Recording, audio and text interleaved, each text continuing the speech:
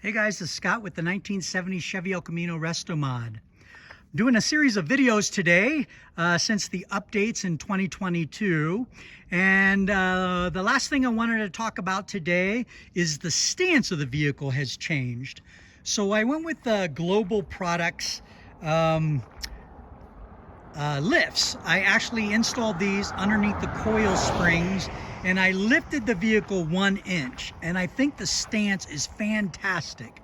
Overall, with the suspension upgrade, SPC control arms, front and back suspension upgrades, I dropped the vehicle 2 inches and I got tons of performance, but it sat so low, I struggled to get over speed bumps. I couldn't get in and out of my neighborhood, like lots of issues with that. And I felt like I really had to get that ground clearance back.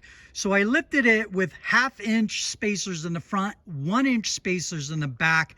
That does an overall lift of 1 inch front and back. That's the geometry change that was part of Global's instructions.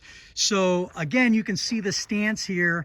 It looks fantastic. I still have that back to front slight slope downward, which is exactly how it sat before. You can see a little bit more tire there, but I get all the performance. I lost nothing with handling, and I get all the ground clearance that I didn't have before.